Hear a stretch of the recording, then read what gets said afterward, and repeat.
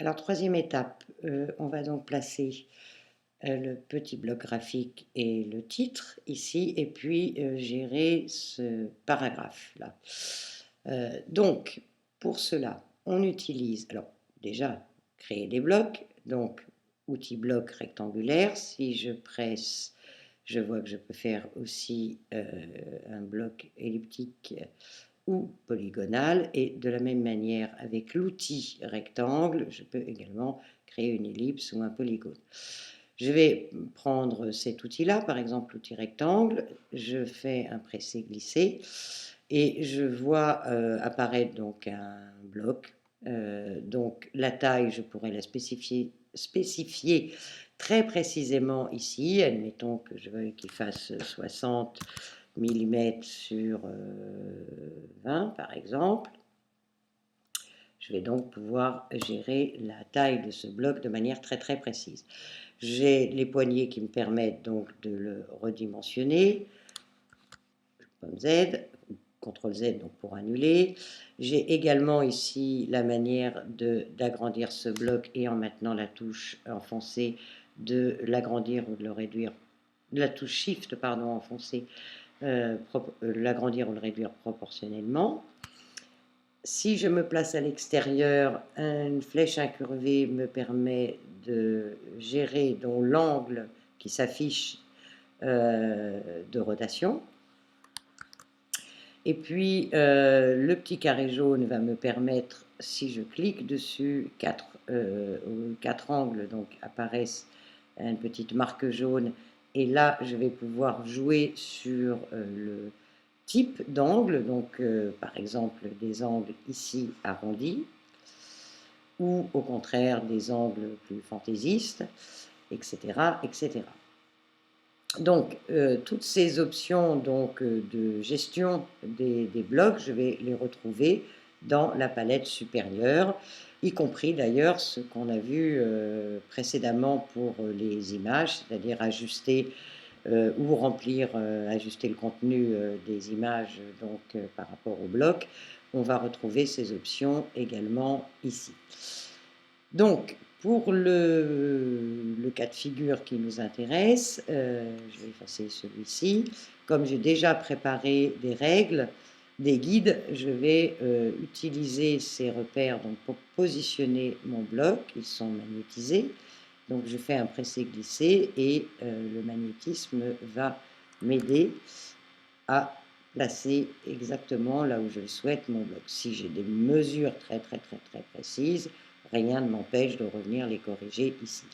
Je vais lui donner une couleur de fond. Je peux gérer les couleurs de fond et de contour ici, ou également à partir de la palette outils. Je passe par la palette la supérieure, la couleur est déjà paramétrée, donc il suffit de cliquer dessus. Si elle ne l'est pas, je peux créer une nouvelle couleur en cliquant en haut à droite, donc créer une nouvelle couleur, ou un nouveau dégradé, voire même charger un nuancier.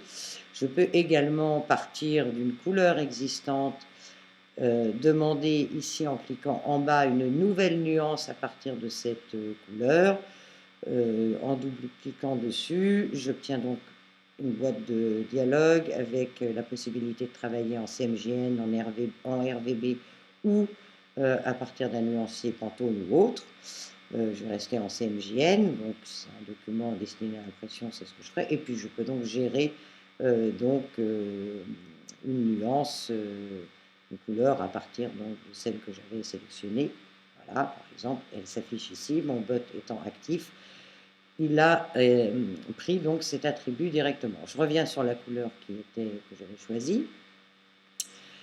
Le texte, je sélectionne l'outil texte. De la même manière, on a ici une palette de spécification du texte avec des fonctionnalités qu'on va retrouver dans presque tous les traitements de texte. Et puis, évidemment, moi, je vais taper directement là du Times. J'ai choisi des typographies qu'on trouve de manière courante sur tous les postes de travail, qu'ils soient Mac ou PC. Donc du Times Bold, je fais une petite sélection, je tape le mot fougère, c'est en ligne, c'est 30 points, et c'est en capital. Voilà. Maintenant, il reste à lui donner une couleur. Pareil, il faut que je sélectionne le texte. Et ici, j'ai un petit T là qui m'indique que c'est bien le texte auquel je vais donc, appliquer une couleur. Si je prends la même couleur, je vais avoir un petit souci parce que temps sur temps, ça ne va pas être très lisible. Alors pour ça, on a la possibilité de gérer ici la teinte. Et donc je vais la baisser à 50%. Voilà.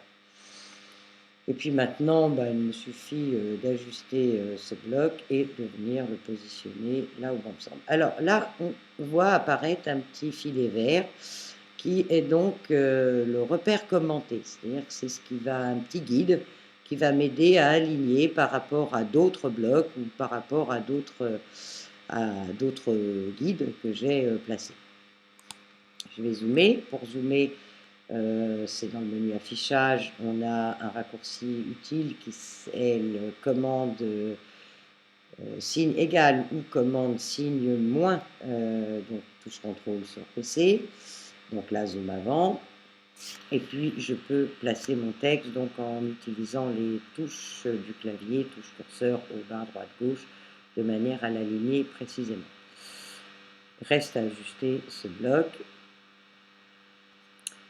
Et on va passer maintenant à l'autre bloc qui est ici, qui est donc un paragraphe. Alors là, on remarque que j'ai un texte en latin qui s'affiche. Donc ça, c'est une fonctionnalité très pratique. Je surligne tout, je l'efface. Lorsqu'on n'a pas encore un texte définitif et qu'on veut régler donc le paramétrage du texte et le rapport texte-image, eh bien, on peut utiliser dans le menu texte une fonction qui s'appelle remplir avec le texte de substitution, et automatiquement on a un texte en latin qui s'affiche, et de cette manière je peux gérer le corps, l'interlignage, les styles, etc., etc. Donc ça, c'est une option qui est utile. Ici, là, il est en fer à droite. J'aurais pu le mettre aussi en fer à gauche, voilà, ou en drapeau, ou justifié. Maintenant, si j'ai déjà un texte qui est prévu, qui est donc prêt à être intégré, là, je vais effacer celui-ci. Je vais aller chercher le texte que j'avais parlé. Voilà.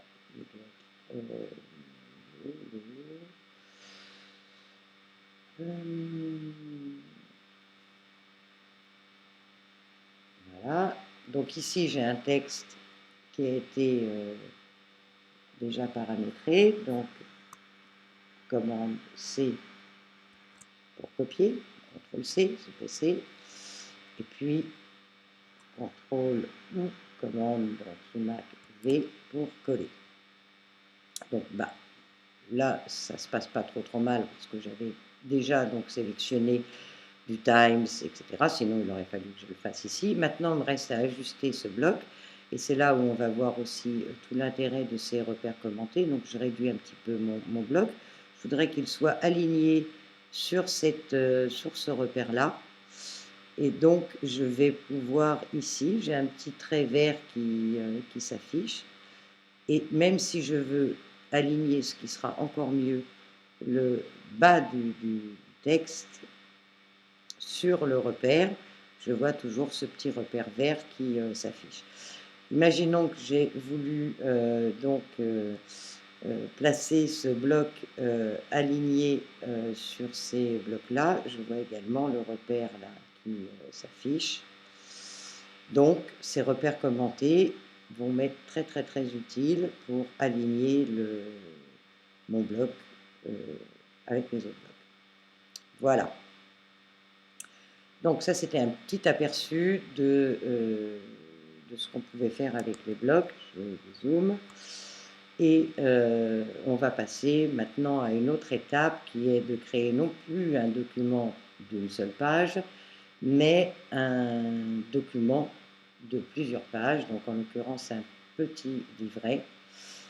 Et pour cela, on va introduire donc la notion des gabarits.